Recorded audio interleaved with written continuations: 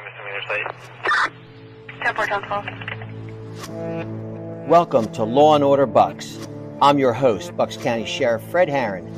Every corner of Bucks County has a story to tell. Sometimes a story of resilience. Sometimes a story that chills us to the bone.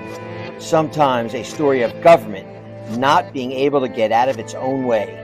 Here, the forces of law and order are constantly at work, often behind the scenes. Join us as we delve into the gripping realities of crime and justice in our community. We'll explore the hidden worlds, the difficult decisions, and the unwavering commitment it takes to maintain law and order right here in Bucks County.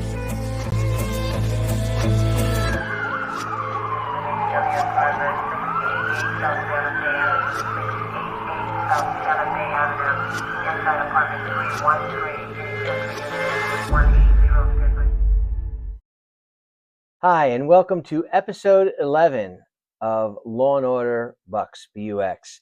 I'm your host, your sheriff, Fred Harran. Today, in the beginning, in the first episode, we talking about some cases here in Bucks County, and I want to start to do that as the weeks go on. But I wanted to start off with a case that I was involved in some years ago. We'll talk about the case, but we're also going to talk about the effects of the case and the everlasting effects of that case and things that, people in first responders or law enforcement, but it could be our friends in EMS, our partners, our brothers and sisters in the fire department and the amazing work they do. And I think as I'm speaking about that now, we'll bring some of them on as weeks go on. But, this is a crazy job. And as you know, I've been doing this for 39 years. And you get to see a lot of things. Some people have described it as a front row seat to the greatest show on earth. And I don't mean that in a funny way. I mean that in every day you come to work, and especially when you're in uniform and you're on patrol or you're doing other things like that, or you're a firefighter or a paramedic, you just never know what the day is going to bring. You never know what it brings and how what's brought to you will last some 30 some odd years later to this day, to tonight, to last night, how certain things that you've come across, that you've seen with your eyes, that most people never get to see, how that lasts and sticks with you forever. Now, I can tell you, in my 39-year career, that's happened a handful of times. And we're going to talk about one of those times in a little bit more detail today. But I can remember, and I don't know if we talked about it when we had the prothonotary on, my good friend Colleen Christian, when we talk about domestic violence. But I can remember two cases there that stick with me today. And I've handled, I don't even know the number of domestic cases in my time. But there were two that kind of stuck out with me. One is, I'll never forget Christmas Eve in Bensalem on patrol, and it was an apartment complex. We got a call for a violent domestic. Responded to the scene, and as I'm pulling up, it was an apartment complex.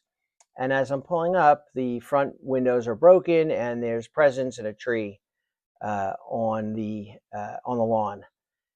And here you are. Most people are what they do Christmas Eve, having a good dinner, putting the kids to bed, putting cookies out and carrots out for the reindeer and all that sort of stuff. Yeah, a Jewish guy from Brooklyn had to do that stuff too.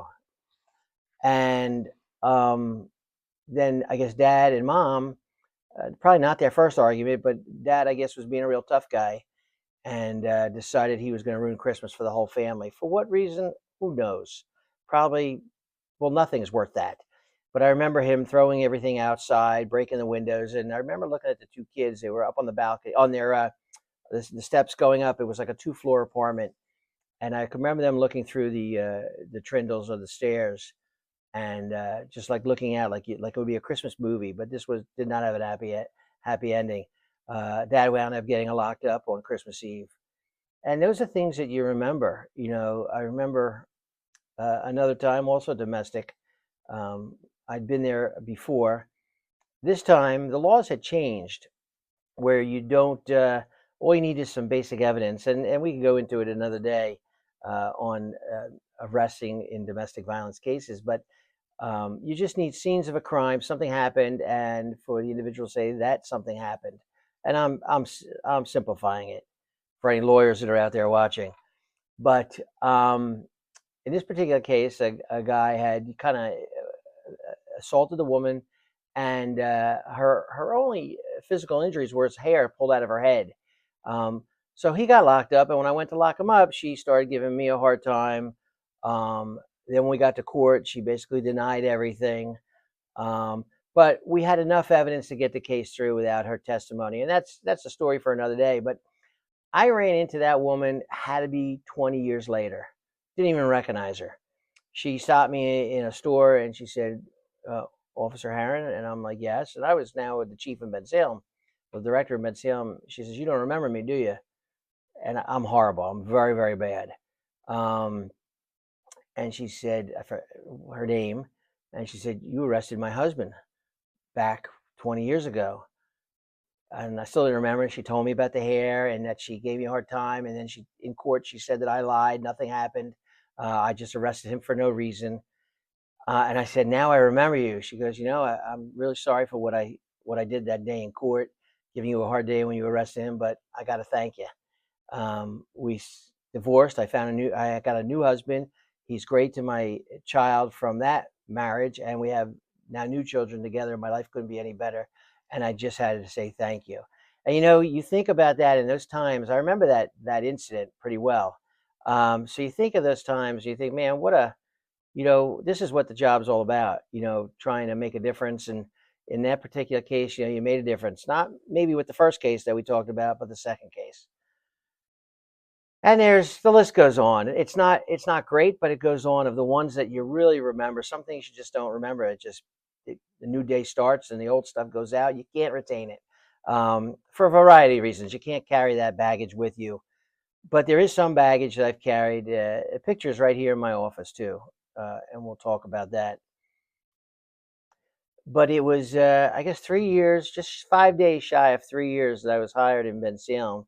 That was April 20th, 1987, and this day was April 15th, 1990. And I've already done my undercover stunt in the high school, back on the street.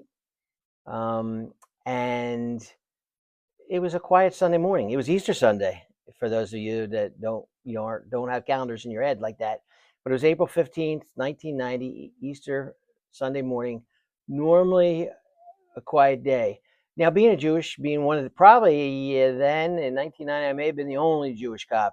Elliot Gross, who's now here in the coroner's office, may have been a cop at that point. But I may have been the only Jewish cop. But I tried to work the holidays, especially the Catholic holidays, Christmas and Easter, for my Catholic friends and my colleagues that celebrate those holidays, to be home with their kids and go to church and all that. So I didn't mind working. So it was Sunday morning, Easter. I remember I was working Sector 4 in Bensalem, which is the lower end of the township, Andalusia, Route 13, Eddington, that part of Bensalem. And I was down along Route 13 on patrol at the time when I remember the 911 call, the radio call over police radio, dispatched to me. And it came in the most oddest of ways. And you don't get calls dispatched this way. And the call came in is that a woman was reporting that her father had just killed her sister. And calls just don't come in that way. She wasn't sure where they lived. It was an apartment complex somewhere off of Route 13 in Bensalem Township. Now, if you're familiar with that area, there's a lot of apartment complexes down there, probably about 6, 7 complexes in different parts of Route 13. So she gave a visual description of the apartment complex, and it sounded like it matched Station Avenue Apartments, which is probably not called Station Avenue Apartments anymore. I'm not sure what it's called, but that is off Station Avenue, obviously, which is right off of Route 13. So I head down there, not expecting it to be anything. Somebody may have been injured. She may have, who knows what she was thinking, but certainly not a homicide. So I go down there, can't find, I think it was apartment I-9, it rings a bell, and I'm not really sure. but I think it was I-9 or I-7. And I go down there, and this was not the scene. Get back, notify county radio. This is not the location. See if you can get a better description from the complaint on the phone. They gave me another description of another apartment complex. I went to that apartment complex. And at that time in Bensalem, 1990, there probably weren't a lot of cops on the street. Sunday morning, we were probably at minimal manpower. There may have been 4 or 5 cops on the street. And I'm already in the southern end of the township. So I don't know if I was by myself at that point or not. If there was another cop down that way, another officer. I went to the second complex, and it didn't match. I couldn't. There was nothing at that location. Got a little bit more descriptive, of the complex, and I said that sounds like Colonial Park Apartments, and now I believe it's called something else. And that is right near a strip mall way down in Andalusia, not far from the city line. There used to be a Sunoco station out there. Right now, I think it's like a smoke shop.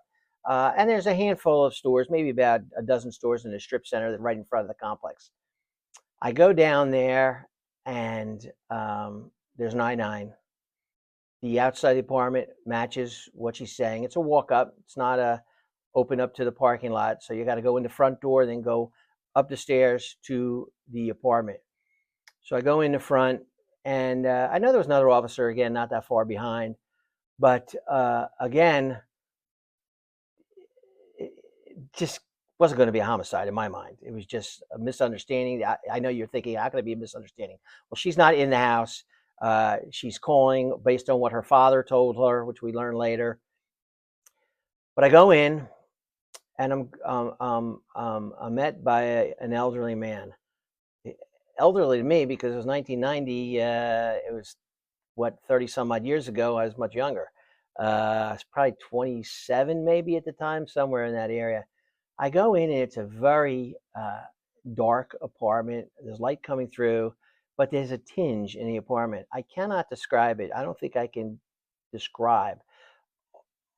I don't know. I don't know if it was my mind now playing games with me or not, but it was almost like a very, like a red tinge in the apartment, like just gloomy, but a color that just didn't belong throughout the whole place. And again, I don't know if it's my brain's playing games with me, some odd years later. So I said, "Where is she? Where is she?" And the apartment's a small apartment. It's a 2-bedroom, I believe, 1 bathroom, little hallway, a very small living room with a opened kitchen. And the kitchen is open to the living room, and I'm standing in the doorway.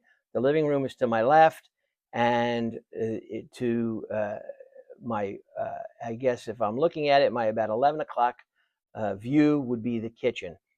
And he's standing there, and he says she's in there. And I think to myself, all right, we have an injured person now. We don't have, she's alive. She could be helped. There is, evidently somebody there. And now it's not like you have to search the apartment. He's pointing to the kitchen. And I'm looking, and I'm like, where is she? Where is she? And there was no one else there. It was me, him. There was no other police officers. I still don't know what I got at this point. And I think the rest of the cops thought what I thought. It was just somebody that may have been injured. And he says, she's in there. And I go in, I stepped a couple more feet to the left. Now you're thinking, well, how does he remember from 30 plus years ago which way he stepped? It's the point of this episode. This sticks in my mind as if I'm seeing it play out right now. I could see everything crystal clear in my eyes.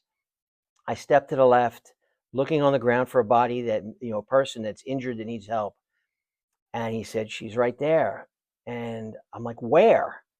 And he said, in the kitchen. And I go in the kitchen looking at the floor, and then I look up slowly. And what I saw was going to stay with me and is with me for the rest of my life. I saw a human hand coming out of the garbage disposal. And I couldn't believe what I was seeing. Fingers, hand, other parts it was a silver sink, like a stainless steel sink. And I just couldn't believe. And I just looked at him, and he was quiet. And I said, "Where is the rest of her?" And he said, "In the refrigerator." And I remember I left this part out, not that I forget because it just comes in right now. I remember in the foyer area, and when you walked in, remember I told you the red tinge? There were garbage bags, big, hefty garbage bags, and I paid no attention to it, but that's where a lot of her was, in the bags. And I opened up the refrigerator, and there was her head. Uh, and I don't think I knew the rest of her was in the garbage bags until later. Uh, and I admit now, obviously things have changed. Um, he was not a threat to me. I mean, I did not feel threatened by this man. He was 61 years old. His name was John DiGregorio. You can look up the case online. Um, uh, Probably in hindsight, I should have handcuffed him at that point. But again, I've got like less than 3 years on the job. And half of that, 6 months out of the 3 years, I was in the school undercover. So, and part of that 6 months or no, 3 months, I was in the academy. So I got about 2 years on the job at this point. Not sure it was my first homicide or not. Then I went into the bathroom thinking that he told me that she was also in the bathroom. The bathtub was all red. And I learned later that that's where he dismantled her body and cut her up in the bathtub. But another officer has arrived. I actually asked him. I'm not going to mention his name, but I asked him to come on a podcast with me, and he didn't want to do it. But this is what happens. These things stick with you, and a lot of people don't want to talk about it. A lot of people don't mind talking about it. A lot of people try to blank this stuff out. Some of the officers involved are since deceased. I know the one detective had just recently passed that was involved, and I don't remember all the names of everybody involved in the case at the time. But he had cut her up in the bathtub, and the story goes this way. So he's placed. Second officer got there. We did put handcuffs on him at this point, sat him down. We've got to hold the. I don't want to get into the technicalities of the case. We had to hold the apartment now for a search warrant because he basically admitted that he was the one that did that. But it's the hands and the head that I'll never forget. The hands to this day. The head in the refrigerator. I hate to say it, but I've seen stuff like that since. Not quite as descriptive, but body parts. But the hands out of the garbage disposal and the arm, her hand coming out with the arm this way in the garbage disposal, can't shake that. Just can't get that vision out of my head. Probably never will.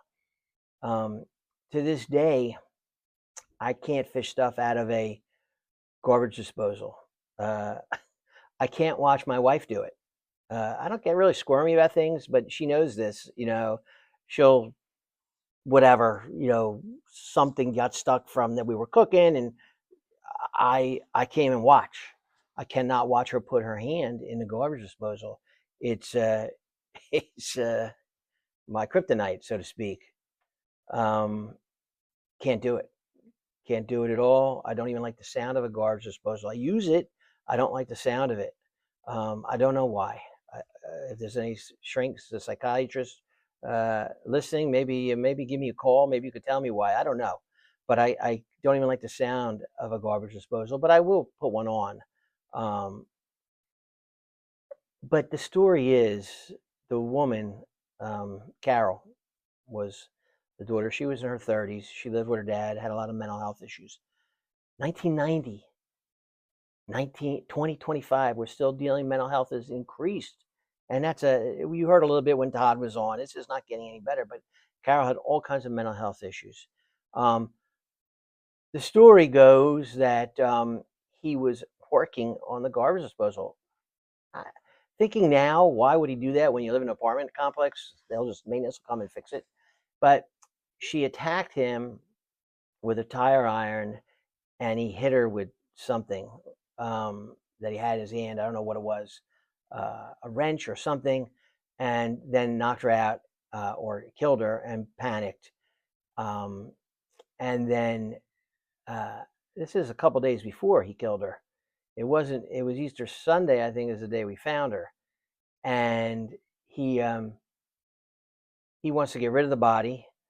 I forgot to tell you too that there was some body parts in the microwave. So if you cook a human body, it'll stop the decay, like meat. And he starts to stop the decay, cuts her up, and then is going to get rid of her in the bags and whatever he was going to do, try to get rid of some of it in the garbage disposal. Crazy story. But he went to jail, a variety of charges, obviously. I don't know his status today. I think he has since passed. He would have been 90 some odd, 61 then, 36 years ago. So what? He would have been 97. So he's probably since deceased, I'm sure. But these are the things that officers are faced with. And this is why retired cops and cops have a lot of issues sometimes. But that's also a story for another day. But to see that over and over again. And then it was September 7th, 1990. It was very quick moving. Just some months later, the case went to trial, and I was the first Commonwealth witness. Alan Rubenstein was a district attorney. He tried this case himself. I was the first arriving officer. John had given statements to another officer who's no longer with Bensalem. He's been since retired. But he gave some statements in the back of a police car. And, that officer and many others testified. But I was the first Commonwealth witness in a homicide mutilation case. Hopefully, would have been my last. And I thought that was kind of interesting. The district attorney Rubenstein at the time, he wanted me to set the tone, set the stage for the jury of what it looked like when I walked in. And that was the purpose of my testimony and what I saw and what I observed and things of that nature. But I tell you that because remember I told you there's something in my office. Back then they had those artist sketch, you remember? So an artist did a sketch of me. And I thought to myself, we were in the old building, the old courthouse, obviously in 1990. And the artist came up to me after the trial and said, "Hey, I guess this is what they do. I know Alan Rubenstein bought one as well." She had said, "Hey, I sell these pictures, otherwise they get tossed." And I'm like, "Well, if you're tossing them, why don't you just give it to me anyway?" But that wasn't the case. She says, "I'll sell it to you at $60." So I'm like, "Yeah, that's a lot of money back then." But I'm like, "When am I going to do this again?" And I think you're going to see the picture in the podcast. Yeah, that's me with a whole set of hair, not like it is now. So I had a lot of hair back then. Remember, it was just about a year and a half after I was undercover in high school. But that hangs in my office. That's moved with me from my positions within Bensalem to my final office as director within Bensalem, and now to the sheriff's office. The picture will remain until I leave here, and then who knows what's next. But that might be a story for another day too. But that picture sits here. I'm looking at it right now, and it's just a reminder of days when I had hair. It's just a reminder of things, but you just never know every day who thought the morning, our shift would have started at 7 a.m. that day. Easter morning, 1990, I was going to see something that is with me in 2025, and will probably be with me till the day I die. It's as clear as that. I remember seeing those hands coming out of that garbage disposal. I'll never forget that. And the sounds of a garbage disposal today. And my wife cleaning out the garbage disposal today. I know some guys will say, well, man up, so to speak, and just do it. Well, you know what? till you've been there. I don't know if you could say that, but you know, my brothers and sisters, you know, throughout the county, throughout the state, throughout the Commonwealth, throughout the nation, they see horrific things. You know, when I was in New York, I dealt with 3 bodies that were burned in a fire. The smell was like nothing I've ever smelled or have ever smelled. There are things that stay with you forever. Um, and this was one of them. So, you know, when you see police, I always tell people this, you know, the news media will get cameras and not their fault. They're just doing their job. And you'll see police at a graphic or a horrible crime scene. And you might see them behind the scenes, behind the tape. You might see 2 cops not realizing they're on camera and they're just outside for one reason or another, preserving the scene or whatever. And you might see, you know, them laugh. It's not laughing at that. They're laughing at something else because you ain't laughing, you're crying. And laughing beats crying any day of the week. And you got to kind of shake some of this stuff. You know, I know the guys and gals in Bensalem, you know, where I spent most of my career, and the men and women here see things. You know, the deputies deal with crazy stuff every single day in houses that they go into. But people see things that are just hard to shake. So when you laugh, um, and take advantage of that. Laughter is a great cure, my friends. Don't knock it. So sometimes something might be so serious, and you just gotta, you know, laugh it off. I do that in my personal life too. My wife, I don't think she likes that.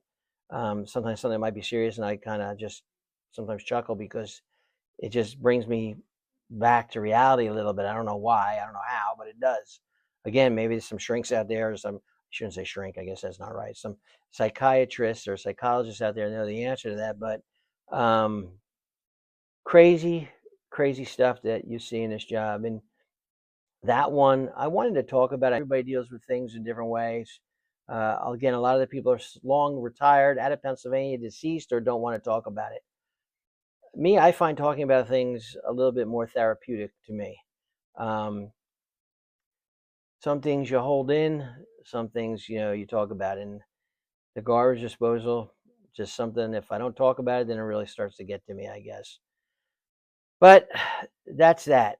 And again, it's a front row seat to the greatest show on earth. But there are a lot of bad days. There are a lot of bad performances sometimes in that show. And I don't use the word show to minimize what is done or minimize the tragedies of people. It's just a way to deal with it, because you see things that the average person never sees. You know, and I just had this conversation with a colleague of mine in the county today. Uh, his department also, the men and women there see some horrific things to deal with, some really tough situations. And everybody works hard here. I'm not saying that, but when you dealing with personal tragedies and people that are defecating on you and people that are urinating on you and people that are spitting on you and people that are, you know, dealing with people's vomit, um, I think it's a little rougher than other positions here in the county. Uh, but this is what we signed up for, so I guess we got nobody to blame but ourselves. But there's an inner something for someone who takes a job like that, trying to help people at the worst times in their life. Uh, you know, even the deputies here that are in the front lobby, greeting, but making sure that everybody's safe, keeping an eye out on everybody. But that's a tough job, and being, you know, people are coming in here at their worst days of their life, and we just try to treat everybody with dignity. And you know, you do that when you're witnessing horrific scenes. Even the guy throwing all the nonsense, all the toys, and I mean, you still got to treat him with respect, even though he probably doesn't deserve any. Why do you do that to kids? Why do people chop up their daughter? Why do, you know, people throw Christmas trees through the window, assault their wives? You know, how do these people? Well, I don't know. That's a story for another day, I guess. And if I see too much, we're gonna have to start editing some of this out, and I don't really want to do that. Well, my friends, I don't know how to end this today. So my niece that I met, my blood niece, my wife yelled at me the other day because I'm now referring to relatives as blood and adoptive, and she's like, you know, these are all your family, the people you've known forever. And I'm like, I don't mean it like that. I don't mean it like that. I just, you know, so my my niece from Vegas is coming in 2 weeks to spend some time with us. My wife, our daughters, and that should be fun. She's flying in, so getting another family at 61 in my life, so that's pretty cool. Everything happens for a reason. I'll never be able to repair garbage disposals, though. It's not a job I can do. So until next time, thank you for joining us on episode 11 of Law & Order BUX. I'm your host, Fred Harran. And until then, everybody, take care of yourself. Laugh more than you cry. That's my advice to you. Even if you have to cry, try to quickly turn it into laughter. Until then, God bless you and God bless this great country of ours. Thank you for joining us as we explore another aspect of law enforcement in Bucks County. To stay up to date on future episodes and gain further insight into the work we do, be sure to like, subscribe, and leave a review wherever you get your podcasts. For more information about the Bucks County Sheriff's Office and the services we provide, please visit our website and be sure to download the official Bucks County Sheriff's Office app, available on Google Play and in the App Store. Join us next time for another in-depth look at law and order right here in Bucks County.